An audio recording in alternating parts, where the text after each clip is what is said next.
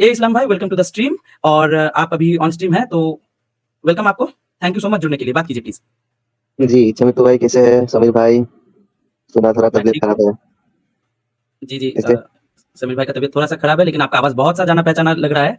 जी, मैं तो जुड़ते रहता हूँ, आज बहुत दिन बाद में जुड़ा। जी जी। मोमिन है आप? आज नहीं, मैं तो मोमिन नहीं। Ex Muslim? जी, एक्स मुस्लिम। अच्छा, वेलकम टू द स्ट्रीम। तो मैं पहले भी बताइए। बहुत 2-3 बार जुड़ा है। आज जो इस टॉपिक रखे हैं पीस के लिए, इस्लाम में पीस है कि नहीं, शांतिपूर्वक है कि नहीं इस्लाम? नहीं, तो हम आप इसमें अगर एक्स मुस्लिम है तो sorry sorry for interruption, please कोई सा एक आयत सूरा आयतुल कुर्सी सुना दीजिए प्लीज। आयतुल कुर्सी दूसरा दूसरा कुछ सुना दूं? दुआ कुनुत। नहीं, आयतुल कुर्सी, दुआ कुनूत ये सब याद नहीं है अभी फिलहाल उतना बढ़िया से। दूसरा कुछ सुना देता हूँ। सूरह फातिहा हो अच्छा, गया, आप 3 हो एक गया। बात बता दीजिए कि शब बारात पे कितना रोजा रखते हैं हम, मतलब नॉर्मल मुस्लिम? शब बारात का दिन एक ही रोजा रखता है, ऐसे तो और कोई रोजा है नहीं। नहीं, फिलहाल तो 2 रोजे रखते हैं हम लोग, तो मुझे नहीं लगता कि आप जो है एक्स मुस्लिम है या फिर मुस्लिम रहे होंगे। मैं बार-बार से ये रिक्वेस्ट करता हूँ, मत किया कीजिए ये काम, बहुत गलत काम है। तो आप प्लीज़ नॉन मोमेंट स्ट्रीम पे जुड़ा कीजिए, ए इस्लाम भाई। नहीं, मैं तो ऐसे एक्स मुस्लिम हूँ। दुआ कुनूत, उसके बाद ये क्या नाम है आपका, ये सब जो है ना आपका याद नहीं किया है सूरा इखलास पहले से। सुना दीजिए। हेलो, आवाज क्लियर नहीं आ रहा है अभी। सूरा इखलास सुना दीजिए, इखलास। हाँ, सूरह इखलास तो छोटा सा है, सुना देता हूँ। कुल हुवल्लाहु अहद, अल्लाहुस समद, लम यलिद वलम यूलद वलम यकुल लहू कुफुवन अहद। छोटा थैंक यू, छोटा छोटा थैंक यू जितना सो याद मच। है अभी भी। जी, जी, तो आप आज के आवाज टॉपिक पे कुछ ऐड करना चाहेंगे अपनी तरफ से प्लीज़? तो आप ऐड कर सकते हैं। नहीं, ऐसे कुछ ऐड नहीं करना चाहता हूँ, लेकिन जो है ना ये अभी जो मतलब इस्लाम में तो ऐसे जितना हम पढ़ा है थोड़ा बहुत, मतलब अपना भाषा में ही पढ़ा है, तो उसमें तो पीसफुल नहीं लगता है, लेकिन फिर भी 2-4 आयत है, वो सब कोट करता है जो मोमिन लोग हैं, वो मतलब काउंटर देता है। जैसे एक इंसान को मार दिया तो सारे इंसान को मार दिया, या तो एक इंसान को 5 बचा का दिया तो सारे 32। इंसान को बचा दिया। हाँ, 5 का 32 ऐसा कुछ है, जैसे तुम्हारे दिन तुम्हारे पास है, हमारे दिन हमारे पास है। ये सब आयत देके ये लोग मतलब डिफेंड करता है। तो ये सब आयत के बारे में कुछ बताएँगे? ये सब आयत सही में इससे डिफेंड होता है कि नहीं?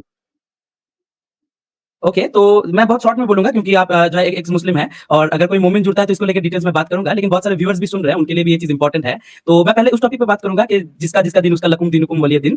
तो जी। देखिए, ये एक मनसूख आयत है, ठीक है? और सूरह तौबा के कुछ आयतों से ये आयत आयत आय मतलब सूरह तौबा के कुछ आयतों ने इस पर्टिकुलर आयत को मनसूख किया है। न 9 सिर्फ की 5 ने करा है। जी, जी, मैं 9 की बताता हूँ। 5 ने। हाँ, हाँ, मैं शॉर्ट में बोल रहा हूँ ना, इसीलिए ज़्यादा डिटेल में नहीं जा रहा हूँ। टीम मेंबर भाई प्लीज़ 1 सेकंड। तो यहाँ पे देखिए, ये एक मनसूख आयत है और ये एक मक्की सूरा है। ये उस वक़्त का सूरा है जब जो है इस्लाम पावर में नहीं आया था। कम तादाद थे लोगों का, मोहम्मद के पास उतना पावर था नहीं। उस वक़्त मीठी-मीठी बातें बोलते हैं। ये चीज़ आपको आज के दिन में भी दिखेगा। इंडिया इंडिया के मुस्लिम्स को देखिएगा, जहाँ पे मुस्लिम का संख्या कम है, वो लोग बोलते हैं प्यार से रहो, भाईचारा से रहो, लेकिन जैसे ही तादाद बढ़ जाता है, हमारे इलाके में लड़कियाँ बिना हिजाब के नहीं घूमेंगी, हमारे इलाके में बियर नहीं पी सकते, ऐसी चीज़ें होते हैं। तो उस टाइम पे भी सेम चीज़ हुआ था। ये लकुम दीनुकुम वलिय दीन, ये वाला पर्टिकुलर जो आयत है, ये कंप्लीटली मनसूख हो चुका है और इसका आयत तो हम पढ़ेंगे, मुस्लिम लोग पढ़ेंगे, लेकिन इस आयत के ऊपर जो विधान था, आयत का जो फॉलो करने का चीज़ था, वो बंद हो चुका है। इसके अगेंस्ट में आया है कि काफिरों से जंग करो तब तक जब तक काफिर इस्लाम कबूल ना करे। और एक आयत आपने कौन सा बताया था, इस्लाम भाई? 5 का जो 32। किसी हाँ, 5 का मैं 32 जो किसी का कुछ ऐड करूं शमित भाई। Sure, sure, sure. ये जो जिसको अक्सर कोट किया जाता है सूरह काफिरून, इसमें लास्ट की जो लाइन है वो कोट की जाती है, लकुम दीनुकुम वलिय दिन, तुम्हारा दिन तुम्हारे पास और हमारा दिन हमारे साथ। तो असल में इसको जिस तरीके से पेश किया जाता है ना, ये उस तरीके से है नहीं। ये इसको पेश किया जाता है फ्रीडम और चॉइस के तौर पर, यानी कि तुम्हें आजादी है, तुम चाहे जो मानो, या तुम्हारी चॉइस है, तुम जो मानो। लेकिन ये ना तो फ्रीडम के तौर पर आयत है और ना ये आयत है चॉइस के तौर पर। ये आयत है रिजेक्शन और डिनाइल के तौर पर। अब इस फर्क को आपको समझना है कि फ्रीडम और चॉइस और दूसरी तरफ रिजेक्शन और डिनायल, इसका मतलब क्या है? फ्रीडम और चॉइस तो तब होती है जब ये कहते हैं कि भाई इस्लाम आने के बाद भी, या इस्लाम के गालिब होने के बाद भी, या इस्लाम के पावरफुल होने के बाद भी आपको ये इजाजत है कि आप इस्लाम अगर नहीं मानना चाहते तो आप अपना मजहब मान सकते हो। इसको तो कहते हैं फ्रीडम और चॉइस। ये इस तरीके से पेश की जाती है, लेकिन असल में इस तरीके से है नहीं। ये है इस तरीके से कि जब मक्का के काफिरों ने ये कहा कि आप कहते हो कि आपका दीन है और आपका एक खुदा है, हमारे पास तो पहले ही 365 है, तो हम आपका एक और मान लेंगे, कोई दिक्कत नहीं है, लेकिन आप हमारे मान लो 6 महीने हम आपके मान लेते हैं। तो वहां पर रिजेक्शन और डिनाइल है। वहां ये कहा जा रहा है कि नहीं, हम ना तो तुम्हारे खुदा पर ईमान लाएंगे, ना तुम हमारे खुदा पर ईमान लाने वाले हो, तो तुम अपने अपने मजहब को मानो, हम अपने को मानते हैं। क्यों क्यों रिजेक्शन और डिनाइल क्यों दिया गया है? स्ट्रिक्टनेस क्यों नहीं है और ऑर्डर क्यों नहीं है कि नहीं हम तुम्हारा नहीं मानेंगे, तुम्हें हमारा मानना होगा? वो इसलिए क्योंकि वहां पर उस वक्त मक्का में मुहम्मद और मुसलमान पावरफुल नहीं है, ताकत में नहीं है। इसलिए रिजेक्शन और डिनाइल से काम चलाया गया, क्योंकि मुझे बताया गया ना कि ईमान के तीन दर्जे हैं। पहला तो यह है कि बुरे काम को हाथ से रोकना, दूसरा यह है कि उसको जबान से रोकना, और तीसरा यह है कि दिल से बुरा जानना। तो इन तीनों ही हिस्से से बाहर हो जाते हैं मोहम्मद अगर वो ये कह देते कि तुम अपना मान लो, हम अपना मान लेते हैं, तुमको इजाजत है। नहीं, क्योंकि जब वो पावर में आए हैं ना, मक्का कॉन्कर करने के बाद वहां पर एक भी गैर मुस्लिम नहीं बचा, या तो मारा गया या तो इस्लाम में कन्वर्ट होना पड़ा। दूसरी एक चीज यह है इसी के अंदर कि इस्लाम खुद ये कहता है कि इस्लामिक हुकूमत के अंदर आप जो है ना दूसरे बिलीफ को प्रमोट नहीं कर सकते, दूसरे बिलीफ की तबलीग नहीं कर सकते। कल एक डंगर मुफ्ती, एक जाहिल मुफ्ती की स्ट्रीम चल रही थी, मैंने आपसे बोला था अच्छा बेटे भाई कि आप जाएं और उसके सामने एक सवाल पूछना और ये उसका रेफरेंस है। सो आपने बहुत कोशिश की, लगभग 1.5-2 घंटे तक कोशिश की आपने उसकी स्ट्रीम में जुड़ने की, लेकिन उसने आपको 1.5-2 घंटे तक स्टेज पे नहीं लिया। और मैंने आपको इसलिए भेजा था, आप समझ ही गए होंगे कि जी जब मैं जाता हूँ उसकी स्ट्रीम पर तो मेरा तो वो पहली बात तो वो कमेंट डिलीट करके चैट बैन करता है, और अगर स्ट्रीम में मैं चला जाऊँ तो मुझे उस स्ट्रीम पे लेता नहीं, मुझसे बात करने से बहुत डरता है। इसलिए मैंने सोचा था, आपको कहा था कि आप अपना नाम बदल करके जाएं और आप उससे बात करें, लेकिन उसने आपको भी नहीं लिया। सो बात यहाँ पर ये है कि ये जो लोग 2 नंबरी करते हैं इस तरह के मौलवी, ये कभी भी हमारे टॉपिक के ऊपर सीधा बात नहीं करते हैं। रीजन ये है कि ये लोग जलेबी बना सकते हैं, सिर्फ झूठ बोल सकते हैं, और ये सिर्फ गैर मुस्लिमों के सामने जो है उल्टा पुल्टा इस्लाम पेश करके इस्लाम को सच्चा और सही साबित करना चाहते हैं। चले खैर, इनकी तो बात छोड़ ही दे। ये छोटी सी चीज थी कि हर जगह पर ये डोमिनेट करना चाहते हैं इस्लाम को।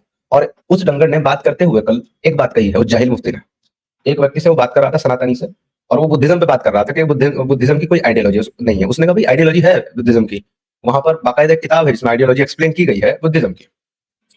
सो उसने कहा कि अगर बुद्धिज्म की आइडियोलॉजी कहीं एप्लीकेबल हो, कहीं कायम हो, तो क्या वहां पर आप दूसरे मजहब की तबलीग कर सकते हैं? आके दिखाते हैं। तो इसके तो बहुत सारे रेफरेंस है। बुद्धिज्म में कोई गॉड का कॉन्सेप्ट नहीं है, नास्तिकता पर बेस करता है। और अगर अच्छा तो भाई आप थोड़ा सा गूगल करेंगे तो आपको समझ में आ जाएगा कि बुद्धिज्म इस बात को तो स्ट्रिक्टली फॉलो करने के लिए बोलता है कि कोई ईश्वर नहीं है, लेकिन साथ ही साथ जो है ना वो आपको दूसरे बिलीफ को मानने और उनको जो है प्रीच करने और उसके मामले में टॉलरेंट लेवल रखता है। जैसे कि आपको 2 टर्म्स बहुत आम मिल जाएंगे।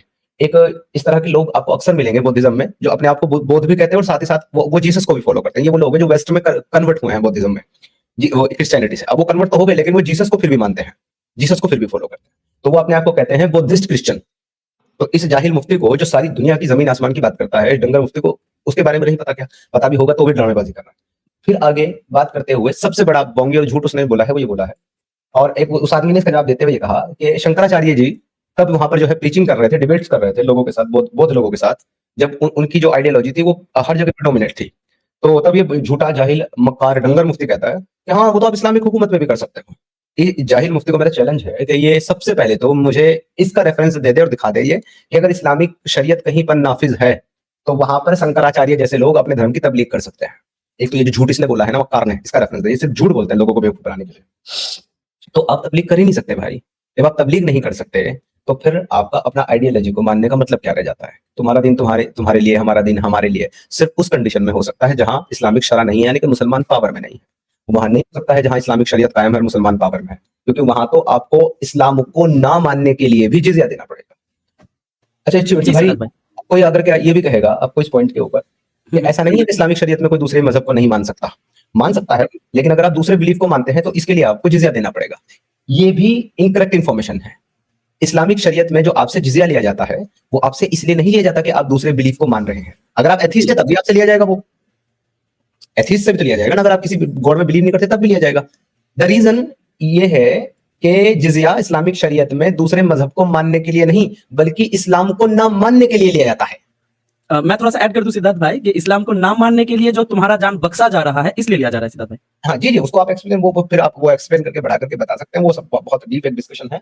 लेकिन मेरा कहने का मकसद सिर्फ इतना है यहाँ पर कि दूसरे मजहब को मानने के एवज में आपसे जिजिया नहीं लिया जाता, बल्कि आप इस्लाम को नहीं मान रहे हैं इस वजह से आपको जिजिया देना है। और जिजिया क्यों देना है आपको?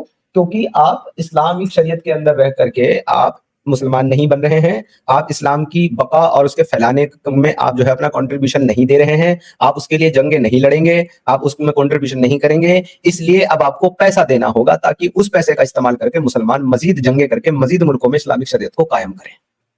जी जी सिद्धार्थ भाई। तो अब मुझे लगता है सिद्धार्थ भाई ये इस्लाम भाई जैसे कि एक एक्स मुस्लिम है, तो मैंने इसलिए शॉर्ट में थोड़ा बताया था इनको। तो आज इनको फिलहाल विदा करते हैं। और भी 2 मोमिन हमारे साथ जुड़े हैं सिद्धार्थ भाई। इनको एक टास्क और देते हैं जाते जाते। मेरी आपसे गुजारिश है, वो गुजारिश ये है कि इन्होंने 5 की 32 के बारे में सवाल किया है, तो कल की हमारी सिर्फ 1 ही घंटे की वो स्ट्रीम है। इन्हें कहें कि वो कल की स्ट्रीम देख लें, उसमें मैंने 5 की 32 को बहुत अच्छे से एक्सप्लेन करके बताया है। तो वो आप देख लीजिएगा कल वाली स्ट्रीम, उससे आपको पूरा कॉन्सेप्ट समझ में आ जाएगा कि एक इंसान का कत्ल पूरी इंसानियत का कत्ल है या एक मुसलमान का कत्ल पूरी इंसानियत का कत्ल है, वो आपको समझ में आ जाएगा। ये मैंने पूरा एक्सप्लेन किया है सर। ये वीडियो है, मैंने कमेंट सेक्शन में डाल भी दिया है, और आप वहां जाओगे यूट्यूब पे आपको ये वीडियो मिल जाएगा, ये आप देख लीजिएगा। ठीक है इस्लाम भाई?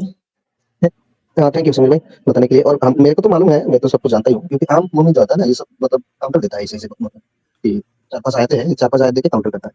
तो ये सब काउंटर करता है, ये जी लोग जानता नहीं है कि इस आयत को किस हिसाब से नाज़िल हुआ है, इसका शान नुज़ूल क्या है, उस हिसाब से अगर पढ़ लेगा तो नहीं काउंटर करेगा, लेकिन वो लोग को ये सब बताता नहीं है। जब इसका सुविधा मिल जाता है कि नहीं इसी को बोलने से हमको अभी थोड़ा बहुत राहत मिलेगा, तो उसी हिसाब से वो लोग प्रेज़ेंट करते हैं बस।